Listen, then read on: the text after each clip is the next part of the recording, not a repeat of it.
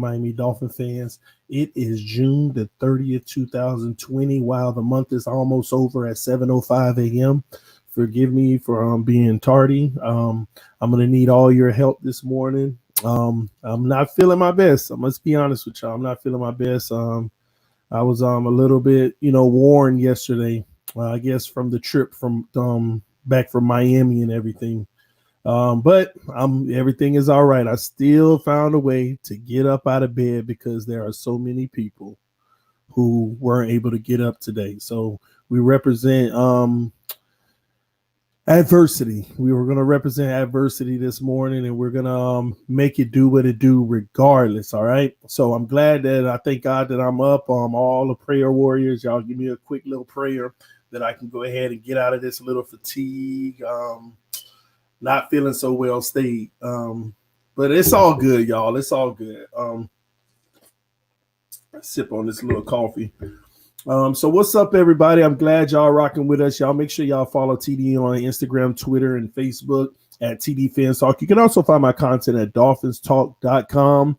Shout out to everybody who's already in the building. We're trying to get 200 likes on this video. So punch that like button. We already got 26 people watching with 13 likes. Help the channel out by hitting the like button. It would be greatly appreciated. And thank you all so much for always rocking with me and being here every morning. Some of y'all are here every single morning, so I appreciate that. Y'all basically participating in the grind just like me, man. It's about rise and grind. We get up early, we start our day, and we get it going, all right? Shout out to Shake Money. Said, good morning, TD. I just got the notification. How long were you on? I just got on, Shake Money. I just got on. So it probably went like clockwork. So it's working the right way this morning. But at least for some of us, some people will still say they didn't get it. Mr. 2-Bit said, what's up, guys? Good morning. What's up with you, man? Glad you rocking with us, man. Chef Steph said, good morning, y'all. And Chef Steph been rocking with us for a minute now. Let me go ahead and add the mod. I've been seeing Chef Steph on a lot of streams, so let me make sure I get that mod going for Chef Steph. Shake Money, I don't even know how you don't have a wrench. That makes no sense. Some people don't have a wrench that I just communicate with all the time, but I'm glad that I'm able to put it up now. I'm getting ready to go to bed, working all night. Man, Todd, that's what's up, though, man. I'm glad that you got through your night of work. Get your rest, man. Get your rest. Sometimes you don't have to go 100% all the time. Sometimes it's important to get your rest. And that's what I'm figuring out right now because I've been nonstop. This weekend, I think that traveled to Miami, celebrating anniversary, traveling back up to Central Florida, nonstop on the go. Man, I think it's hitting me a little bit. But I'm all right, man. I'm all right. All is well. All is well. Just a little but I am good. All right. Good morning, TD Mod Squad. What up, Finn Strong? Yesterday was good that I watched twice. It was pretty cool. I saw those guys hit me up on Twitter, so I'm going to reach out to them. I just didn't reply to them yet because yesterday, I'm telling you, I kind of shut everything down. I was watching Fin Fans panel with Larry. Finsanity was over there, Pete. Todd, I was watching that. It was pretty cool yesterday, but I was kind of laying down, man, just trying to get some of this energy back. And last night I looked up, oh my gosh, it's 9:00, and I just said, just go ahead, keep getting your rest. But it was a rough night last night, but it's all good, man. Jeff Premont said, good morning, TD and everyone. Shout out to your homie, Elder Bruce Jones in the house. What's up, man? Josh Hart, I see you. Speedballer is here as well. We got 35 watching. Y'all hit that like button, guys. So first thing up on docket this morning. We in court. First thing on the docket. They're trying to minimize the Patriots' punishment. Some people are even saying their punishment actually signifies that they did nothing wrong. Truth is, maybe they didn't. I mean, we all can assume that they did. I personally think they did, but maybe they didn't because that kind of punishment that the league handed down, if they had real evidence that they intentionally did something wrong, it would have been a whole lot more severe. $1.1 million in the third round pick is nothing to the New England Patriots. Nothing whatsoever. It's almost like your history precedes itself, so we're going to give you this punishment just in case you really did and we ain't catch it. So I don't know, but at the same token, that type of punishment that was handed down was nothing. And Bill Belichick, he basically escaped all the criticism by saying, hey, go sign Tom Brady. I mean, go sign Cam Newton. Go sign Cam Newton. But I am getting some reports this morning. I'm reading these articles, and people are saying the Patriots are better off with Cam Newton than Tom Brady. If that turns out to be true, oh my gosh, man, that is going to be ridiculously crazy. I doubt it. I don't believe it. I think it's a bunch of crap. But I really do hope that that doesn't end up being the case, because that would be terrible. Patriots are, 72 Fins logo said, Patriots are always getting caught cheating or violating the rules. TD, it's a pattern. I know. Y'all heard me whenever I gave y'all those lyrics to the new song that I haven't released yet, because I got to record it better with better quality. Patriots keep cheating. Real addiction. It's a real addiction. It really is. I just don't know what it is. But there's this notion around the league that if you're not cheating, you're not trying. And I asked y'all a few weeks ago, do y'all believe in that? If you're not cheating, you're not trying. I don't like it. I get what some people are saying, but I don't like the if you're not cheating, you're not trying thought process. I don't. I really don't. But that goes to tell you there may be a lot of teams cheating. It's just the Patriots always get caught because they have a microscope on them and they always winning. So that's my thought. If that is a real prevalent saying around the league. What's up, D-Wade? Shout out to you, homie. I'm going to get you in Madden, by the way. Hey, I made it. Y'all really sleeping on the Patriots. AKG, Channel 3, I'll never sleep on the Patriots because you have Bill Belichick. I just feel so really good about what the Dolphins have done, or what our roster has done this year. I think this is one of the best rosters that we've had in 20 years. I really do. I think this is one of the best rosters that we've had in 20 years. Some people may reach towards the unicorn line and all that stuff. I think this is the best roster we've had in 20 years. Probably longer, but I'm just saying. Because 20 years, we've been really, really, really, really, really bad. What's up, Finsanity? Said good morning, everyone. Larry in the building. Man, Chef Steph. I think I talked to y'all earlier. But really, man, let me ask you, do y'all agree with that? Is this probably the best roster we've had in the last 20 years? What are y'all thoughts? Shula, most wins, never cheated. I agree. That's why he's the greatest. That's why he's the greatest. Chef Steph said yes. Anybody else? Larry said yes. Best roster we've had in 20 years. Vic said I agree. See, y'all got to forgive me, Chef Steph. You got to forgive me, Larry. You got to forgive me, Vic, because I'm about to get on y'all. You got to forgive me, Andres, who said yes. I'm about to get on y'all. But maybe not all y'all, but only those who say we're going to win 8 games. If this is the best roster we've had in 20 years, then why are we getting predictions of 7, 8, and 9 games?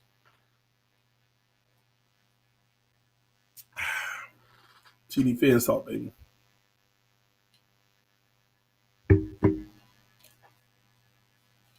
Why are we getting predictions of 7, 8, 9 games? That's what I want to know. If this is the best roster we've had in 20 years, which I agree.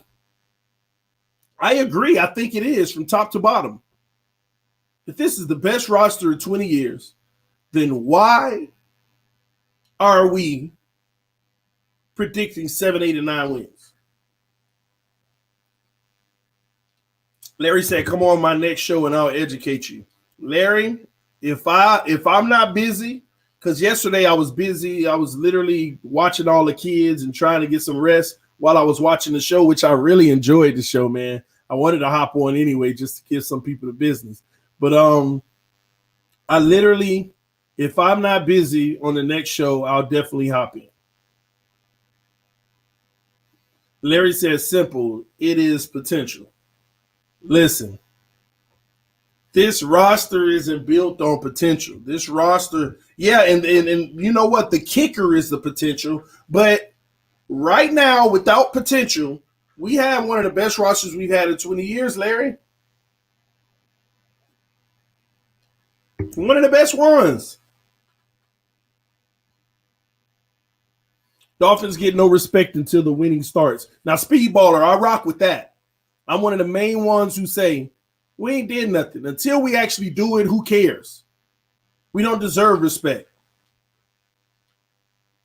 AKG said there won't be another dynasty. I think he meant won't. Yes, there will. Yes, there will. We will have it. We will have it. Because they have not played together yet. Exactly. Listen, y'all. You either have a great coach or you don't.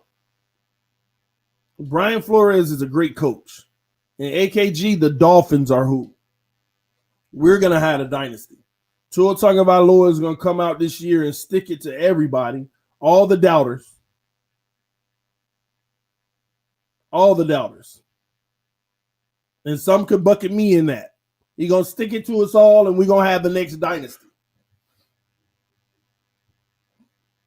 The next dynasty.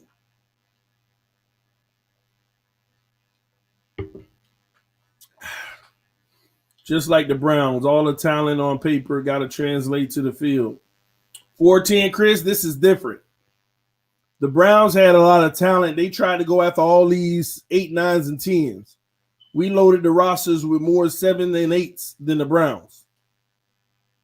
Even Master at Work gave Dolphins respect, and he craps on them every year. I agree. But y'all will see, man. Time will tell. That's all it's about, to be honest with y'all. Time will tell. Y'all hit that like button. We got 66 watching, only 33 likes. We're trying to get 200 likes on this video. I know we're going to reach it. I definitely know we're going to reach it. But listen, guys, as far as the Miami Dolphins this year, I know it's the whole thought process of they have to gel. They have to work together. They have to be able to put it on the field. Right now, it's just on paper. Y'all, everybody's right. You're right. But if you live in the world of if they do put it on paper, which is, yeah, TD, but that's if they do. We still have to see it. I'm with y'all. I agree with y'all. But if they do put it on the field, don't give me that we're winning 7 games. Don't tell me that we're winning 8 games. Don't tell me that. Don't tell me we're not going to be better than Buffalo was last year. Don't do that. I think we need to go into this season riding for our team, knowing what we're going to be doing, what we're going to be accomplishing, because it's going to be something great. But the sad part is that's if we have a football season. The Raiders general manager came out and said not the Dolphins, the NFL is asking for trouble if they're not going to put the league in a bubble. But you can't put the NFL in a bubble. It's too massive. I'm still worrying about the NBA going in this bubble. They're still moving along with plans, but you got Jordan opting out recently, not Michael Jordan, but I think a player in the NBA. Jordan, he's opting out because he just tested positive. But they're still going to try to make the whole thing in Orlando work with the bubble. I think that, I mean, do you think the NFL could really execute a bubble? I just don't see it. Depends on the schedule, but I see 10 wins this year. Exactly. Thank you, George. Thank you. This isn't your same old Dolphins. We're turning the quarter, building a team for the long term. Exactly. Most players out of college are more prepared to play in the NFL, in my opinion. True. Um, well, I agree with that. Most players out of college these days are more prepared to play in the NFL, but that's why I don't understand why people keep giving Tua Tagovailoa an excuse. I don't understand why people are giving this kid an excuse. He needs to be our starter, man. I don't even know. I don't even like the whole narrative of sit him. And a lot of people are saying sit him because they're excited about what Fitzpatrick did late in the season last year. Like he's going to go into this year, pick up where he left off, and then all of a sudden rattle off. You see, they make it seem like he's going to rattle off 10, 11 wins or something. For some reason, that's what they believe he's going to do.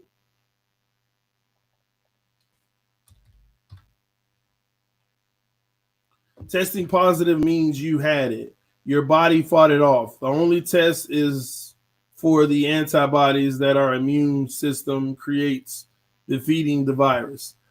Yeah, but it also tells you if you're out here potentially spreading it for some people that currently have it.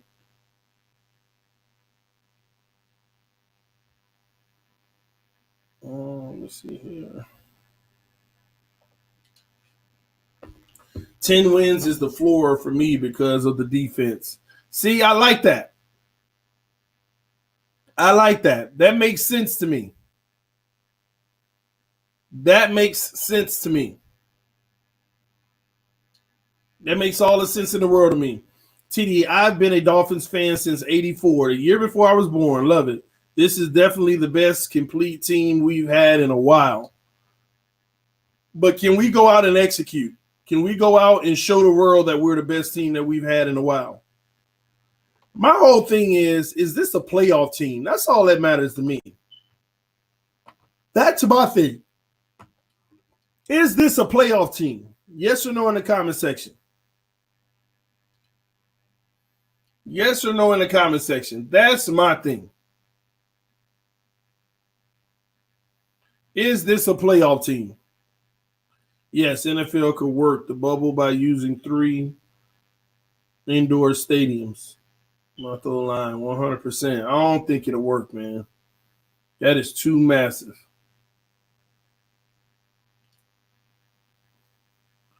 Most definitely, yes. If Rosen starts, hot, most definitely. Man, I'm gonna be honest with y'all. I'm not happy about the fact that Rosen is this wild card, guys. I'm happy because if he turns out to be the guy, that's a beautiful thing. But it's just so crazy right now that he is a wild card. He is this like wild card that nobody's giving respect to, but could come up and change the whole landscape of everything that we believe. We're getting the last seed. Also, we're not winning our division. So, Chef, we're automatically conceding to Buffalo and New England if we're getting the last seed. Why we can't get one of the top 4 seeds? Why we can't win our division? That's where my mind is. Some people's like wild card. And, I think a part of it, too, is the fact that we're so used to losing that even if we feel good about it, we automatically got to, consolate our situation. We got to sit here and be like, yeah, we're going to be the best team in the AFC East, but we're going to get the wild card. Like, come on, man. Why can't we just take it?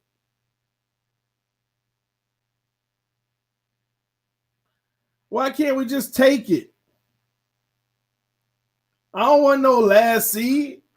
I want to be one of the guaranteed top 4 that's going to get a home game in their first game.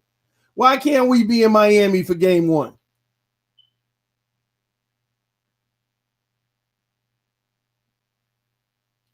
That's where I'm at, man. You took the words right out of my mouth. I'm just saying, man, I don't know the last seed. Listen, man, if we're going to be the team of the future, we got to win the AFC East. We can't be the team of the future creeping in every year. Happy just because we made it to the playoffs. We have to win our division. We have to be the superior team in our division. And we have to do it this year. I don't want to hear this 2021 when the Patriots get better. when Buffalo actually starts to figure out what their real issues are. We got to do it now. That's why when people say this stuff, 2021 is the real season. What if you weren't a Dolphins fan and you were a Patriots fan? Do you know what their 2021 looks like? A whole bunch of cap space.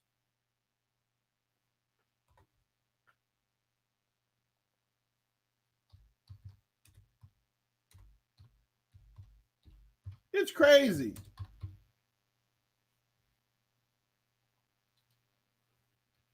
Trust the process of the coaching staff. It's long overdue for us as fans. Exactly, man.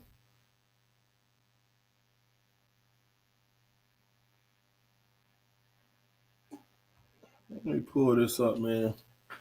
The last time Miami Dolphins had 3 QBs that got potential competing for a QB1 was back in 83. Strength of schedule is skewed because it is based on last year's teams and not this year's teams, which is true. And then on top of that, some of last year's teams were frauds anyway. All right, give me a second. I'm trying to look up the cap situation.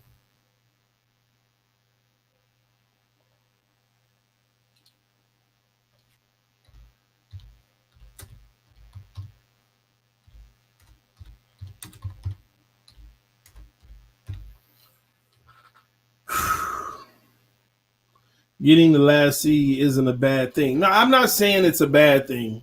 I agree with you. It's not a bad thing. But again, if we want to be the team of the future, we have to do more than get the last seed. That's all I'm saying. That is all I'm saying. The New England Patriots right now, they're the team with the least amount of cap space in the entire NFL. They have the least amount of cap space. And next year, they'll have the 4th most cap. Let me say that again. They're going to go from being the least amount of cap this year to next year having the most cap in the entire, the 4th most cap in the entire NFL. $91 million next year in cap. $91 million. And we're talking about, 2021 is really our year. 2021 is really our year. I can tell you what they're going to do now. They're going to go through that defense, all those quote-unquote great players that are 33 years old. Belichick at the end of this year or in the offseason going to start trading every single one of them for 4th and 5th rounders. And Stephon Gilmore getting older, I wouldn't be surprised. Y'all may think I'm crazy, but players like that, he might end up trading for some good draft picks. He's going to go into next season with more draft picks than we had this year. And with the money that he has, more money, because some of those guys he's going to trade and get even more money. And he's going to be right behind us on the rebuild. But the thing is, he already has young players right now on his roster that are ready for the future. See, we had to purge it all and go get UDFAs, we had to go do all of that to get a lot of our future players. Half of Belichick's roster right now is already ready and poised to take over for the next 10 years. He's going to have that plus $91 million and more draft picks than we had this year. And we're talking about next year is our real season. Next year is our real season. See, the way that they operate in New England, they can rebuild anytime they want, and it's not a major overhaul. They already have the execution of the first year, like our rebuild last year. We brought in UDFAs and worked them out and got them better. We brought in free agents. We did all of that. They already have that complete with the competitive team still. They skipped the process we had to take because we were so behind. They were so advanced to where a rebuild for them is the same season. Like this year is a rebuild year for them. Nobody's noticing that. When they don't have receiver weapons and all of that because they're in a rebuild, we just don't see the rebuild because they're still solidified on defense and they still got a whole bunch of young talent. So don't give me next year is our year. We're finishing out the rebuild. Because next year they're doing the same. Next year they're doing the same. Shout out to FinSanity5. She said, with the roster, Flores has to get at least 8 to 9 wins minimum, even though I believe we'll get 10. The winner of our division may only have 9 or 10 wins because of how hard everyone's schedule is. Divisional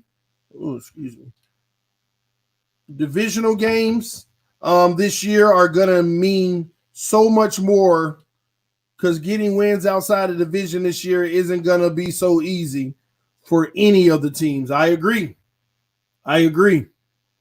Straight up, you might be right. The division winner might be 9 or 10 games, maybe even 8. And it is a success, in my opinion, if Flores gets 9 wins. It's a success.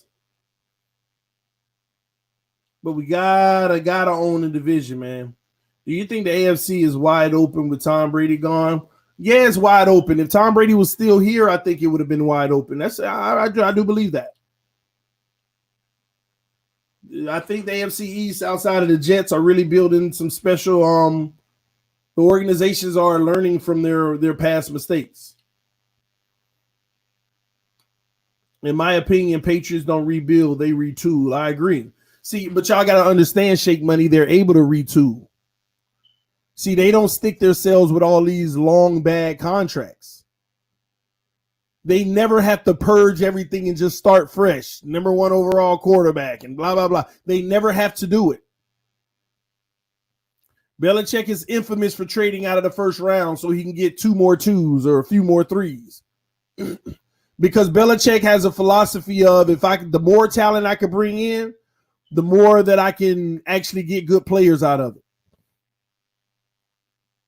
Belichick is like, why am I going to bring in a first round draft pick who has a potential of being a bust as well when I could bring in 2 2s and at least one of them, the probability is one of them will actually work out. See, if picking 2 2s over 1 1 has a higher probability of getting one player that actually is NFL caliber. Really good. See, that's the difference in philosophy.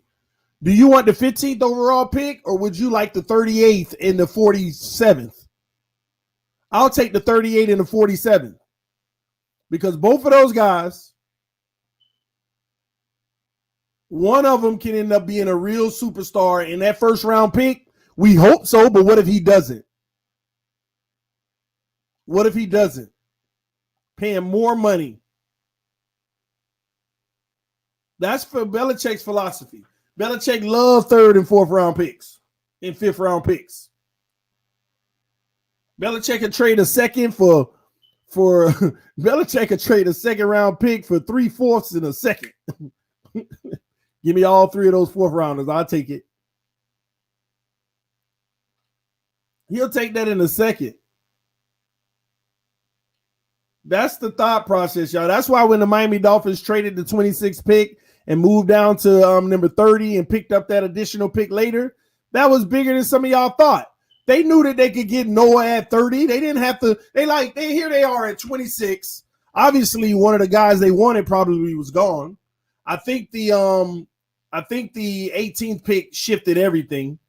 See, and y'all don't have to believe me. I truly do believe in this. I ain't trying to make this a jab at Tua or nothing like that. I truly do believe they wanted a left tackle at number 5, Andrew Thomas. Remember, the first person everybody ever talked about in this draft that the Miami Dolphins were very high on, they scouted him multiple times and they really wanted him, was Andrew Thomas. Then all of a sudden, for several months, out of the blue, I don't even know where it came from, Andrew Thomas's stock is falling. He might even be a 2nd rounder. Oh my gosh, Andrew Thomas is projected in the 20s. He might not even go in the first. All of a sudden, we got the best left tackle in football coming out of college, who we all acknowledge. Everybody who ever been on this channel, we acknowledge that at first. And he's going in the top 5. And the Dolphins might be going to get Andrew Thomas to replace Laramie Tunsil.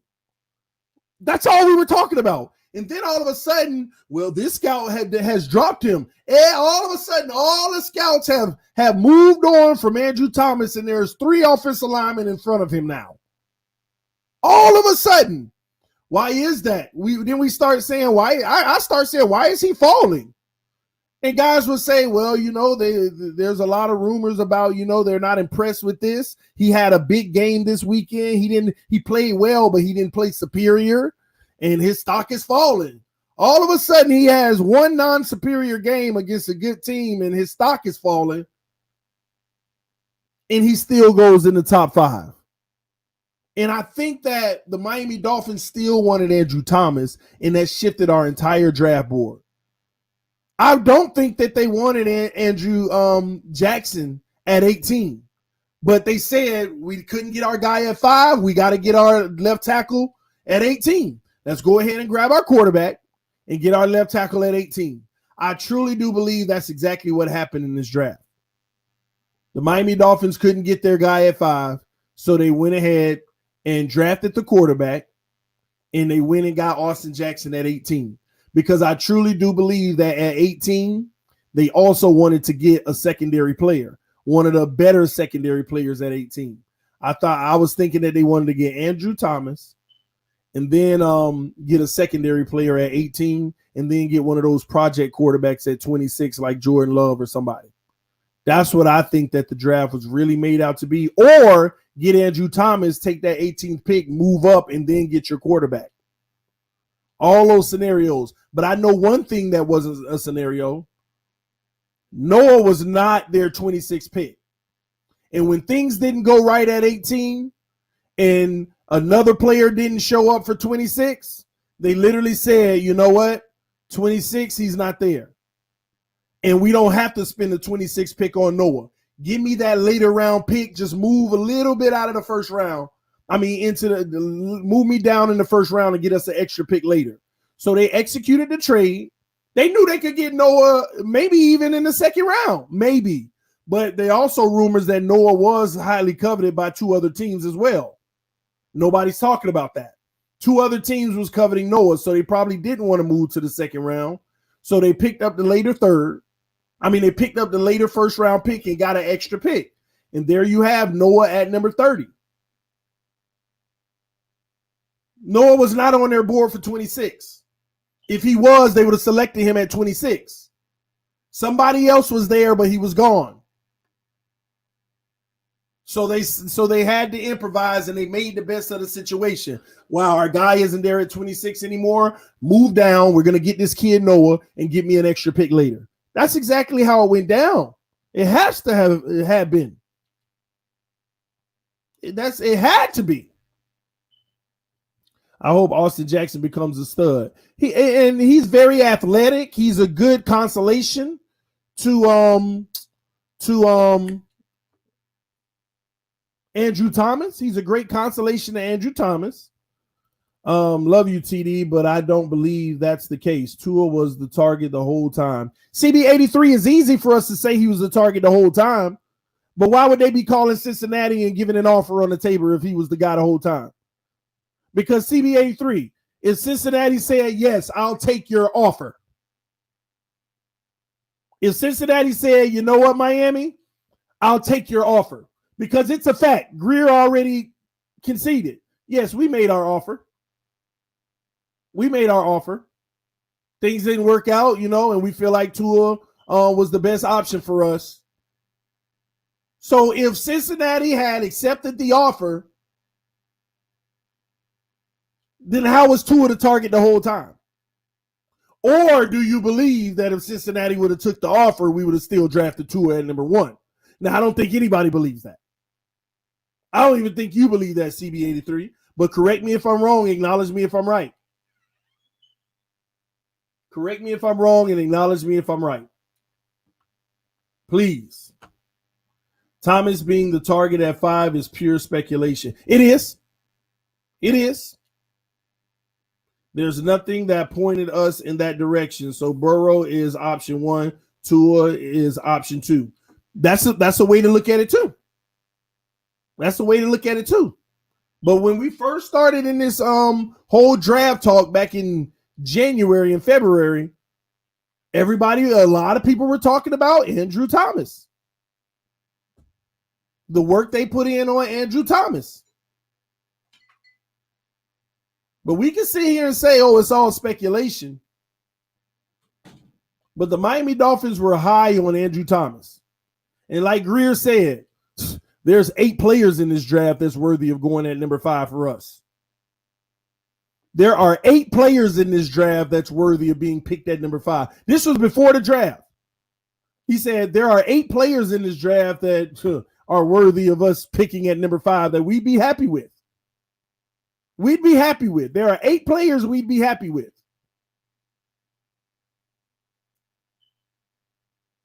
And that ain't a smoke screen, Joe. It's not a smoke screen to say there are 8 players that we'd be happy with. It's not a smoke screen.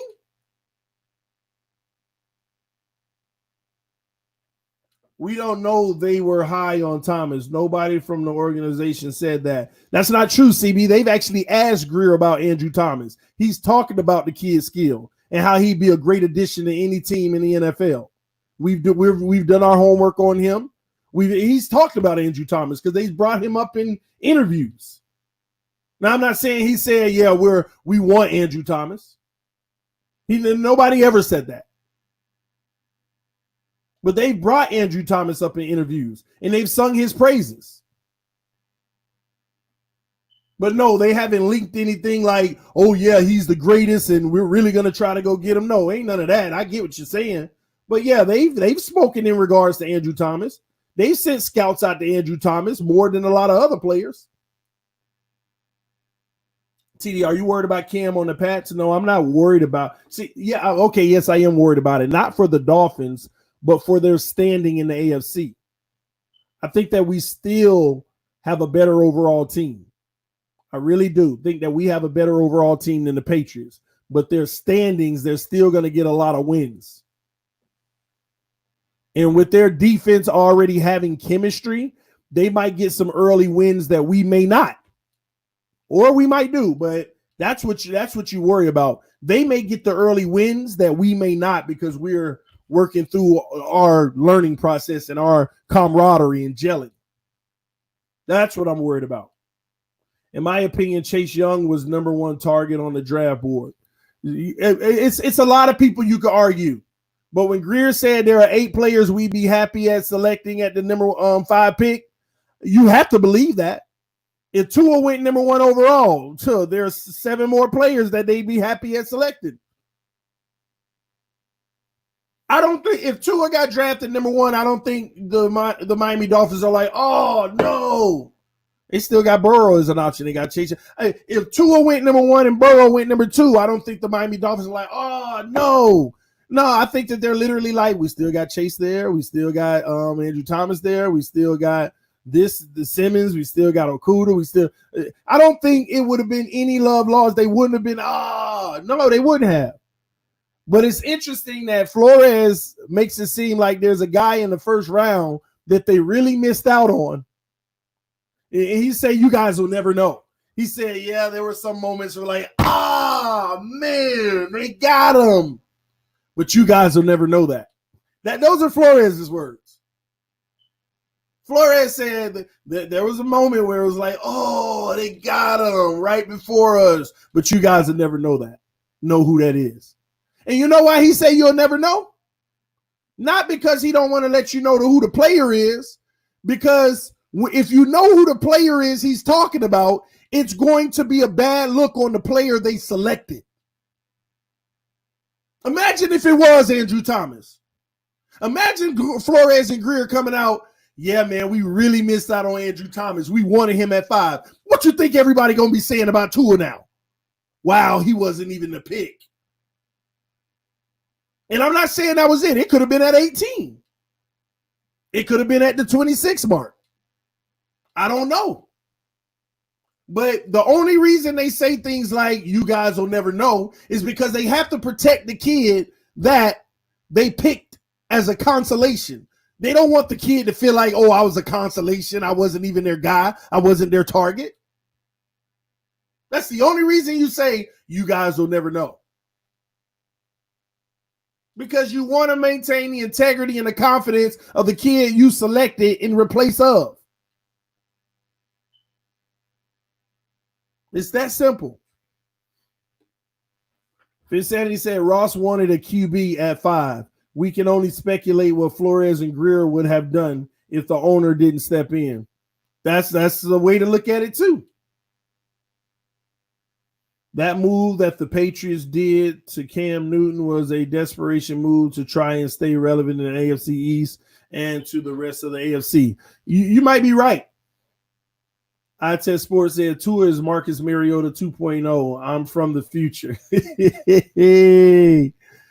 Time will tell, iTest. Time is undefeated, man. Time tells all. Time tells all. I got to put that on some merch. Time will tell. Time will tell. That's what I got to put. I got to put that on some of the merch. Time will tell. Y'all make sure y'all check out the merch store, TD Fins Shop. TD Fins Shop. The link is in the description of every video. Y'all check it out. Y'all let me know what y'all think about the new logo. It's pretty nice, man. Y'all go check it out. Belichick went 11-5 with Matt Castle, people. Pat's 11-5 or 12-4. We'll see, Henry. It's easy to go 11-5 and 12-4 when you're beating up on the Dolphins twice, but this year that's going to change. This year that's going to change. Do you really believe Coach Flo would take a job where the owner micromanaged him? I doubt it. How can you be held accountable when the owner interferes? I agree with that, but there is no accountability for Brian Flores, the only coach that has his guaranteed 5-year contract. He's guaranteed regardless. And on top of that, that's something that you have to consider. If an owner steps in and makes a selection, then the owner has to realize if things don't go right with that selection, it's not the general manager nor the coach's fault. He's basically buying those individuals more time. So it's a lose-lose. I mean, it's a win-win situation for Flores and Greer. He wants a quarterback. Let's get him a quarterback. And we're going to get him the best one available at number 5. We're going to, and if you ask me, if it is, because I'm not even going to confirm that it was an ownership pick. I do believe that it was, but, that's still speculation when you really think about it too. But if it was, because Stephen Ross for the last 3 years has been saying he won a quarterback. And this year, Stephen Ross came out and said out of his mouth, this is verbatim, now we just have to get our quarterback this year. He said that out of his mouth. We knew they were selecting a quarterback. The only thing was up for debate was it going to be at 5? Was it going to be at 18? But Stephen Ross came out and said, now we just got to get our quarterback this year. So the way Stephen Ross talked about it, he basically, I know that this man said, make sure we get our quarterback this year. Make sure we get our quarterback, our future quarterback. Best one available. So that's what makes me believe that it was a ownership pick. No ifs, ands, or buts. Get our quarterback this year. Get our quarterback. And Flores and Greer's like, all right, well, we got to. See, you got to think about it. Flores and Greer why would they care? If you really think about it, Flores and Greer's like, okay, we don't have a number 5 pick. Everybody says we got a number 5 pick, but we know that we're going to get the best quarterback available. I don't care if that's Tua. I don't care if that's Burrow. I don't care if it's Herbert. I don't care if it's Love. Whoever's the best one available at 5, we'll get, because our owner told us we got to get our quarterback this year. But for us, we're scouting number 18 and 26. We don't even have a 5th overall pick.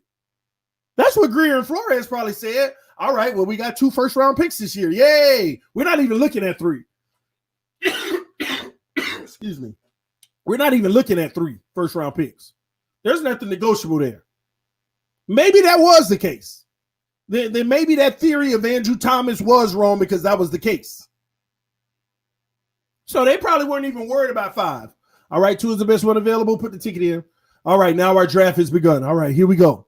That's probably, you never know. That's might exactly be how it went down.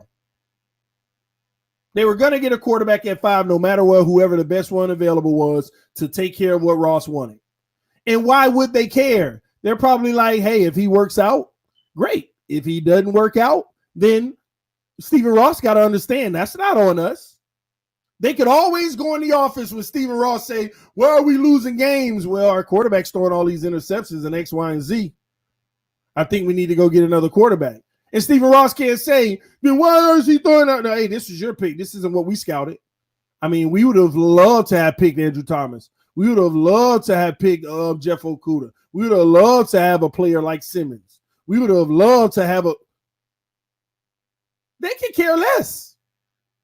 They're not going to get in trouble if Tua doesn't succeed. They're not going to worry about their job if Tua doesn't succeed. So why would they care? Greer track record is suspect. He should care. Yeah, but I test. It could be suspect, but if your owner making the decision, why would he care? You basically, if his track record is suspect, you're basically giving him more rope. Oh, I gotta out. And knowing Greer, he probably covered himself. CYA, he probably covered himself by literally telling Ross, hey, we're going to grab a quarterback. He's a talented guy. It's not a bad pick, but I'm going to be honest with you. There's 2 guys that I might have selected before him. Andrew Thomas, Simmons. I would have gotten these guys before him or Okudah.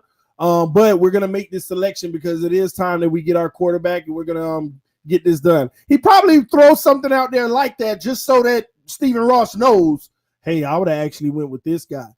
Because it probably named 3 guys because one of those 3 guys is going to be a all-pro, probably. And then if things don't work out with Tua, look at this guy. He's an all-pro now. That's who I really want to remember. I came in and I talked to you about that.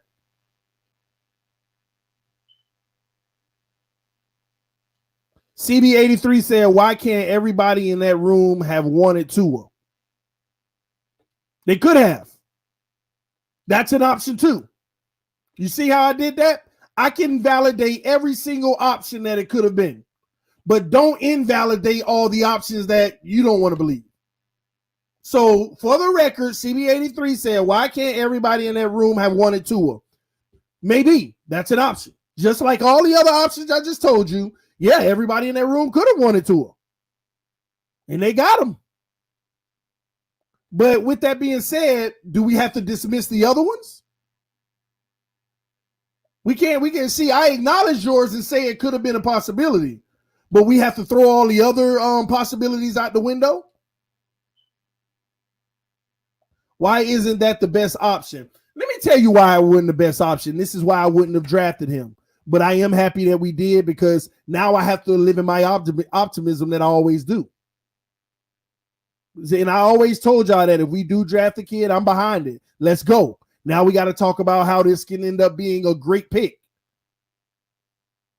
Why isn't that the best option? Flores and Greer's interview. God, with the players that were available on the board, how could it have been the best option when you asked the coach, this and that, and he don't know nothing? Flores is like, well, I don't know yet. We didn't even get our hands on the kid. We don't even know where he is medically. Gosh, you drafted a kid, you don't even know where he is medically? These are Flores' words. We got to get our doctors to get a hold of him. We got to get our doctors to see him. They took a risk and they know it, and they hoping that it was worth it.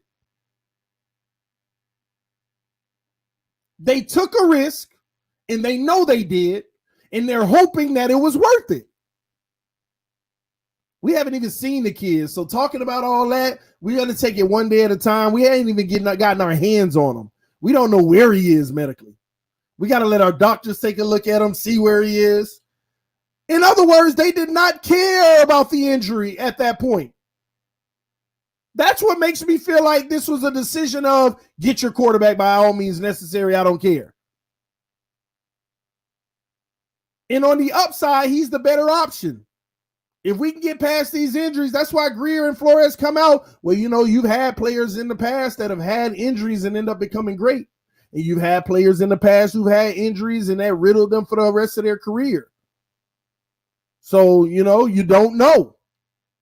They know that they took a risk. And they feel, you know what? The risk is worth it. Let's go ahead and do it. But when you don't know, you don't even know where he is, how his medical is progressing. I don't even know. We got to get our hands on him first. I have to get with the doctors and see what's going on with his medical. We have no idea. These are their words. Of course, they're going to undersell and over deliver. That's business. You already drafted him. Why do you have to oversell and undeliver? You got him now. You ain't got to put no smoke screens or anything. I don't get that. You don't have to do any of that. There's no business involved with saying we don't know. No business involved.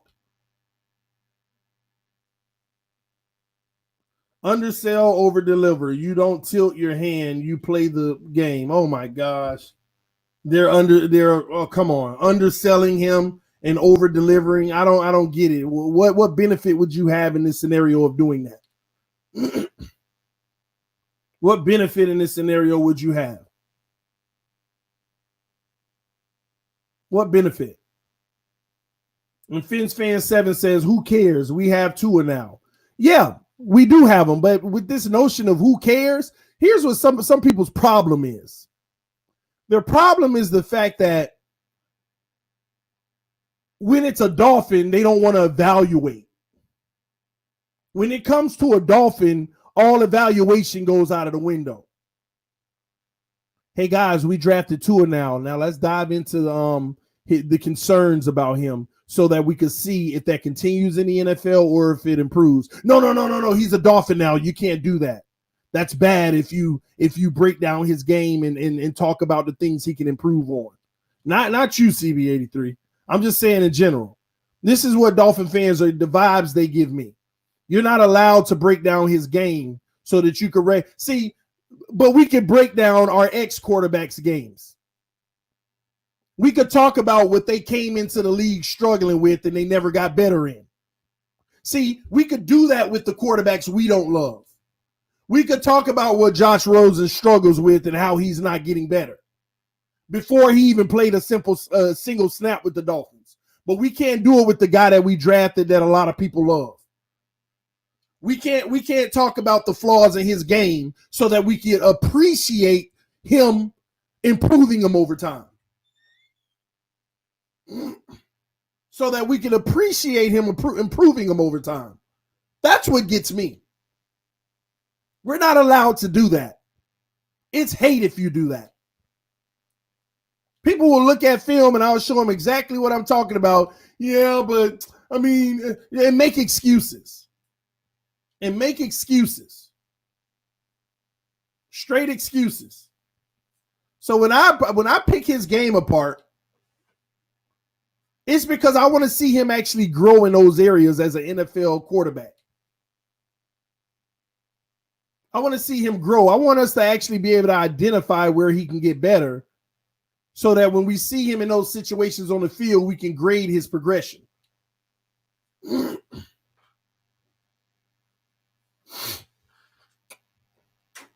We are going to tear Tua apart once he steps on the field. That's unfair.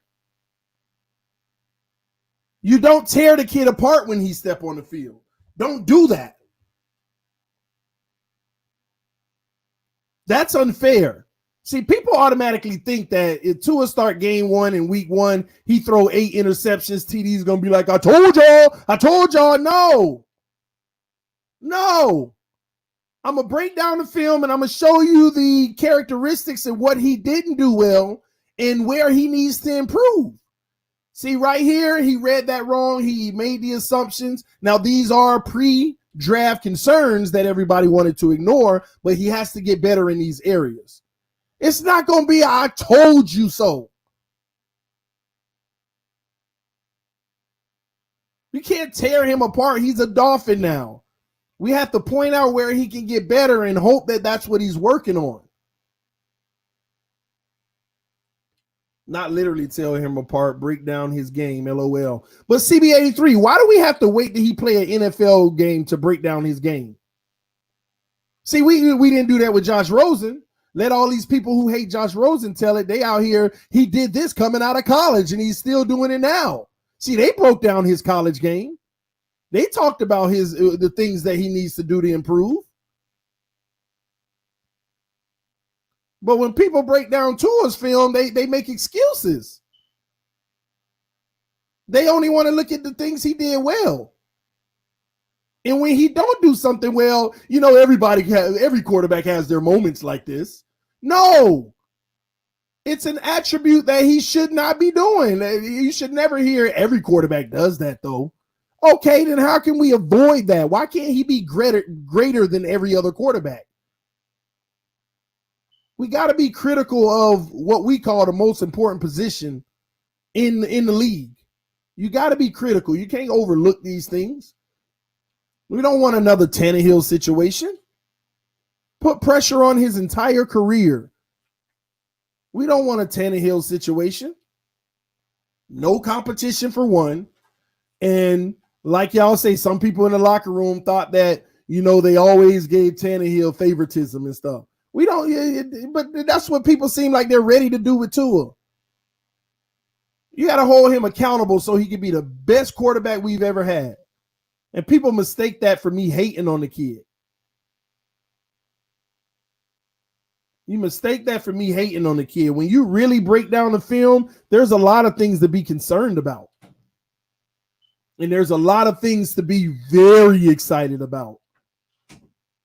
Like I keep trying to preach to people, I don't know a quarterback who has better mechanics than Tua Tagovailoa. I could even argue, even in the league right now, like literally, when you look at this kid's mechanics, oh my gosh, literally off the chart. I don't know anybody who has better mechanics. But then the flip side of that, some people mistake great mechanics for reading defenses. Like if he's looking to the right and he's staring down a receiver on the right, he looks to the left and looks right back to the right. People think that, oh, he was looking to the right, then he looked at another progression that wasn't there and he came back to the right to see if that was there now. No, he's not reading the defense. He's looking to the right. He turned left, come back right. When he turned left, that was mechanics because he's trying to freeze the safety. He don't know if he throws them or not, but his mechanics tell him if I look to the right and then come back and make that throw, it might just slow the safety down. When I'm looking to the right and the safety's coming for help, when I go left, that safety might stutter. Oh, he might be coming back. And then I go back to the right and throw it because now I got the room. But they think that he's reading progressions. Go look at the film. Every time he's looking one way and he goes like this and come back, he's not looking to the other side to see if it's there. It's mechanics. He's hoping that subtle look to the left and come back right, then froze the safety in his track. Whoa, is he changing direction? That's flawless mechanics, and it works. But against great defenses that are sound, against safeties that do not bite, they do their job and not take risks like a Rashard Jones, that doesn't work. In defenses that are great, that does their job, that don't work. And when you go look at the interceptions that he have, the few, right? That's exactly what's happening. You see him looking to the right, come back left, come back right, throws it. Oh, the guy never bit. The mechanics didn't work that time. These are the things I noticed, but people literally mistake that. Look at him. He looking to the right. He looks left, come back right. He was looking at another progression. It wasn't there, so he came back to that one. No, he doesn't read progressions. LSU secondary told you that. They say it was easy to beat Tua for us because we studied his film and he doesn't know how to read defenses. Tua out of his own mouth. They show you one thing, and then when the play starts, they get into another. I have to get better in that. Real-time defense, y'all. Reading defense real time. Not the pre-snap read, because the pre-snap read can be wrong because they're in one set, but they're going to run another. Pre-snap doesn't matter in the league. You can see it pre-snap, but the best defenses are going to disguise it pre-snap, make you think one thing and drop into another. And he says, I got to get better with that. And the reason why you know that he does is because go look at the film. Go look at the film, and that's my only thing with Tua. He say his footwork. I'm not even tripping about his footwork. I think he's fine. But that right there is something I want y'all to recognize about his game. That's one of the few things that I found about his game. That's actually something to clap about and hoorah. If that's the only thing, it's huge. But this kid has, man, come on, y'all. This kid is definitely already one of the best quarterbacks in this league. And if he can master what I'm talking about his flaw is, he can be one of the greatest of all time. And CB83 said, if that's the only thing, we're solid. That's my point. That's what I keep telling people. That's not hate. That's why I said, man, we're in a good place, because I don't know a quarterback in the league right now that has better mechanics. Now, if he can mirror those two, if he can work on getting those two things together, he could be one of the greatest of all time, man, with the right protection and things like that, of course. The only thing, see, Tua's the type of quarterback right now where his skill level is going to take you to the playoffs every year. You know, with the right things around him, of course. But when you get in the playoffs and you're playing against great defenses, that flaw I just mentioned, it can't exist. So we're already a leg up on everybody because he's the type of quarterback in his skill, he's going to get you in. But the flaw that I just mentioned, it can't exist against the great defenses that scheme against you. And y'all already know if Tua Tagovailoa makes the playoffs, these teams are going to be scouting him all the way back in college. What did LSU do against him? What did the great teams do against them? Show them one thing, going to another. Safeties. Don't play sound football, safeties. If he turns to the left, don't bite on that.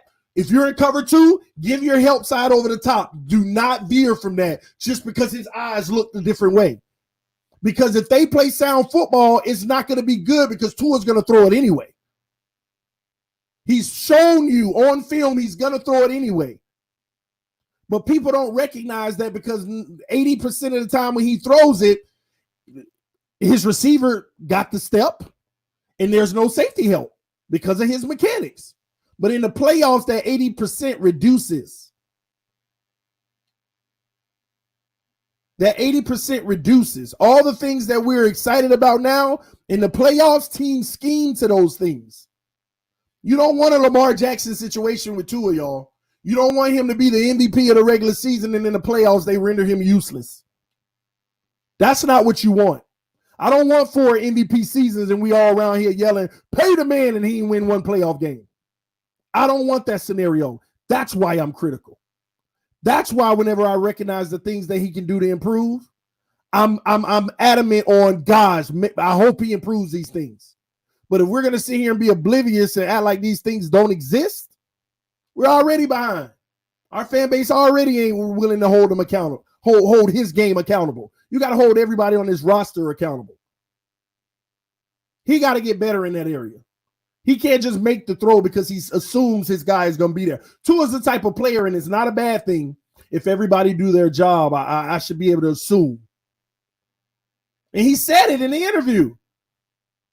I have to do a better job not assuming. He said this out of his own mouth. I have to do a better job not assuming. If I look this way and come back, I should have pulled the safety. Now I'm letting it rip.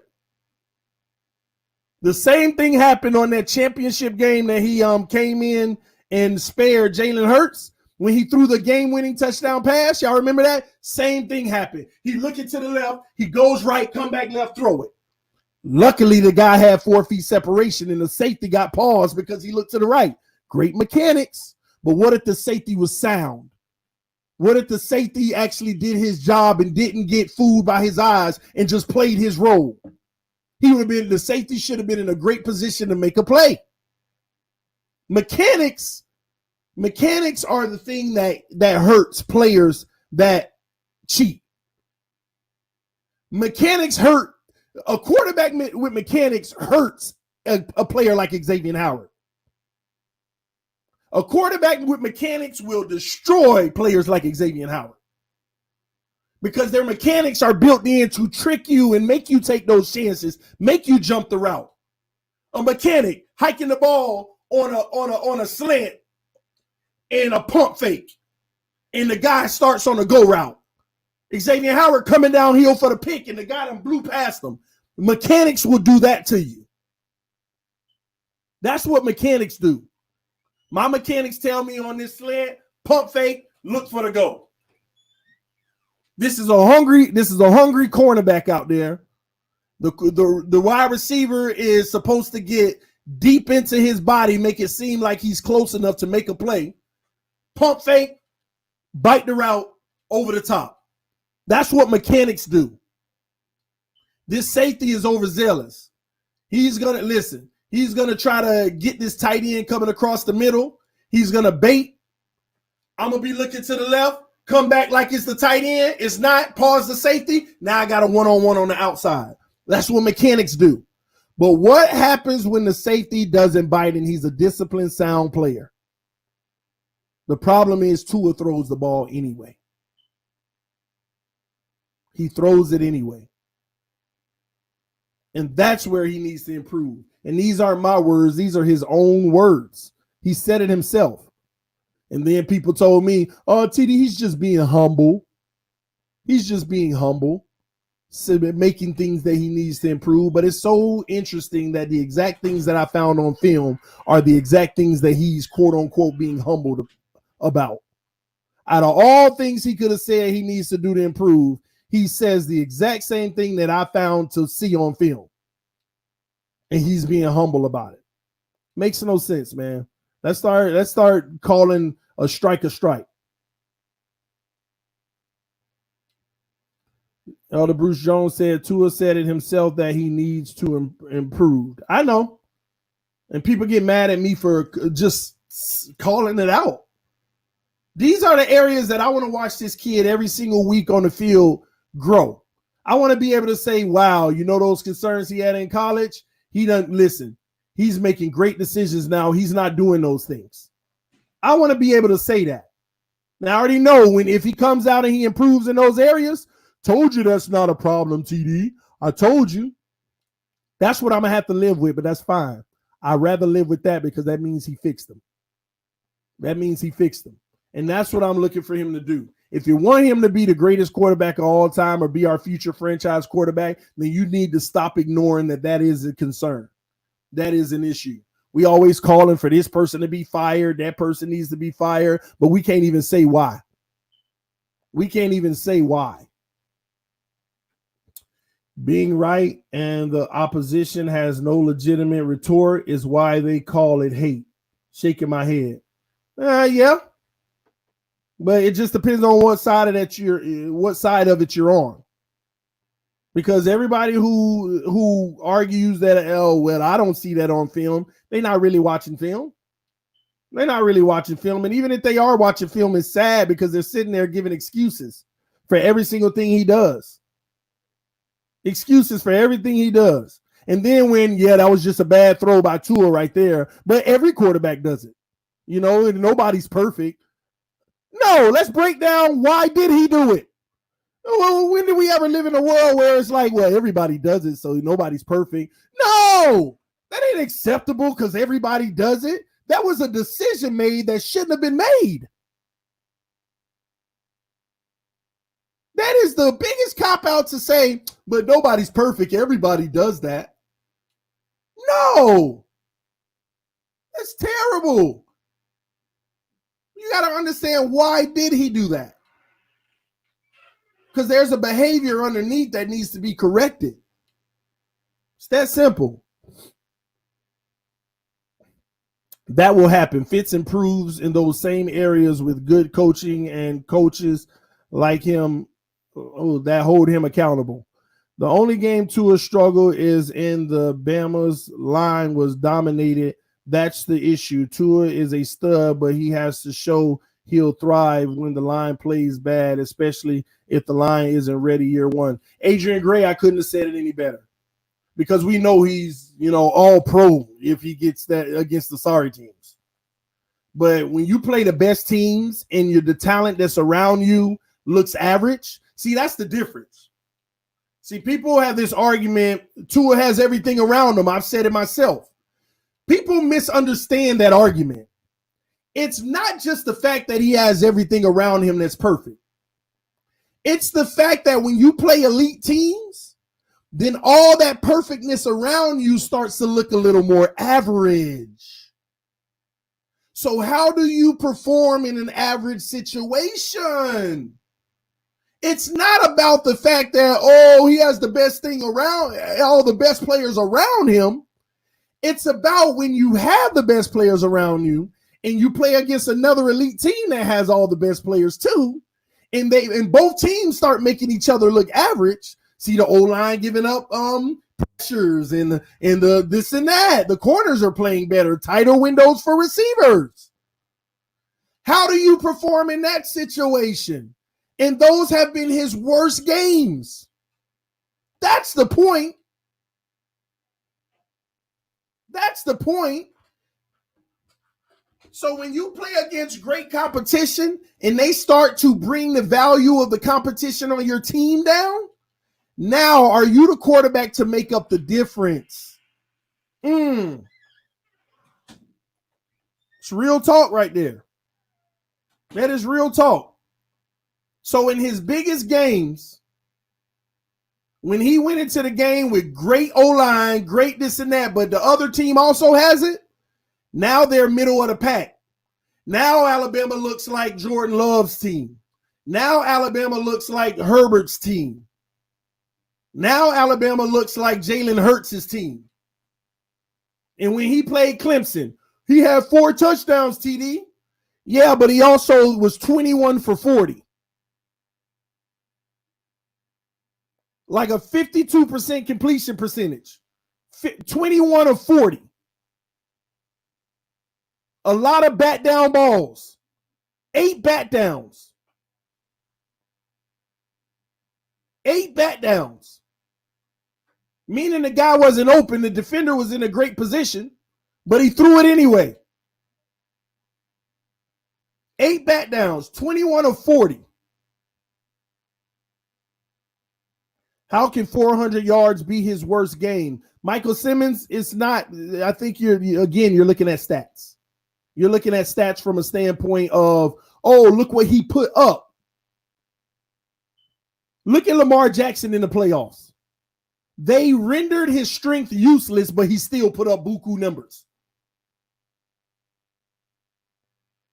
He still put up buku numbers. Well, it ain't Lamar Jackson's fault. Look at his stats. But they neutralized him. But they gave him so many cracks at it that he's going to put up numbers anyway.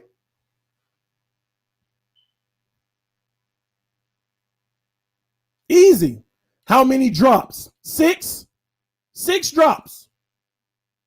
But remember, the same way that we say every quarterback makes that bad throw, every team has drops. He's coming to Miami. Look what they did in the first 6 weeks. Go look up how many drops Rosen had. There was one game Rosen had like 6 drops in one game. See, this is the point. You got to factor in drops are going to happen in the league. You went 21 for 40. That doesn't get it done. You had 8 passes that you threw to your receiver where he was covered. But the pressure was coming in. You just let it fly anyway. But you also have 8 passes where they were covered that you let it fly anyway and they made a good play. So it's a give and take, but at the same token, you lost the game and 21 of 40 ain't going to get it done. That's all I'm saying. The TD, where could he have been better in the game? I'm going to be honest with you. If you look at the game and how they lost by 1 possession, right? And people can get on me for this all they want. But if you look at the game, they only lost by 1 possession. One score they lost by. In their own red zone, he fumbles the ball. It happens, right? He fumbles the ball. Nobody even touched him. In his own red zone. That's huge. The interception that he threw downfield to get in the red zone, mechanics looked the safety off, came back, threw it anyway. Safety wasn't trying to hear that. He came and got that ball, picked off. Picked off. Picked off. See, and Luis Negron said Tua was making multiple reads. That's not true. That's not true. I sat there and watched the film, and people who break down the film, they look at him and they say, look at him staring, looking at this receiver. He's not even going to go there. He wasn't even looking at that receiver. Wasn't even looking at that receiver. And then, look, he looked that way and came back. He read another progression. That was mechanics. He's doing that to try to stall the defense. It works sometimes, and against great defenses, it don't. And of course, if he got 7 seconds to throw the ball, of course he's making multiple reads. Of course he's making multiple reads. Because he got the time and he's noticing there's no pressure coming from the pocket. Let me calm down. See, what y'all have to understand is the kid does a lot of great things. Y'all make it seem like all I'm doing is just trying to say he's not this or he's not that. That doesn't take away from his superiority in this game. All I'm doing is pointing out the area that he can improve and trying to show people that so we can keep it even here. And I think he's going to correct those areas and be one of the greatest quarterbacks. It's that simple. So if you don't believe what I'm saying, when you go watch the film, I want you to remember this. When you say that he's making reads, see how fast. See, people think that this is a read. He's looking left, right, left. Oh, he just made a read. It's mechanics, man. It's mechanics. It's not a read. It's mechanics. He's trying to stall the defense and come back to where he already knew he was going. Tua already know where he's going. When he changed that head and come back, it's not a read. People think that it was a read. Go look at it. Go watch it again. It's not a read. It's mechanics, and it works sometimes and sometimes it doesn't. It's that simple. I test sports with all this. I'm from the future stuff. Crazy, man. Crazy. There go EM again. Listen, man, EM don't know half of what he talking about, man. He don't know half of what he talking about in this regard. Tua can't do nothing wrong in his opinion. It's impossible.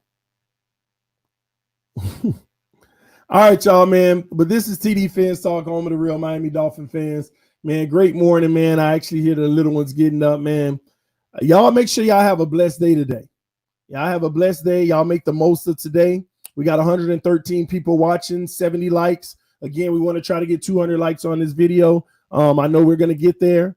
So y'all hit that like button on your way out, guys. Thank y'all so much for tuning in this morning. I test crazy, man. But I'm about to get up out of here. I got some stuff I got to do this morning. Thank you, 72 Logo. I remember in the beginning you said he didn't have good mechanics. Hey, EM, guess what? All you got to do is go find it, bro. It's that simple. Just go find it. Go find it. Y'all, you stir up stuff that ain't even true. Go find it, bro. Shout out to Jazz at 803 with the donation. Say hello, everyone. Make today great. Absolutely, man. Chef Steph, thank you so much. Great show, TD. Much love. Always Fins fans. Peace out, TD.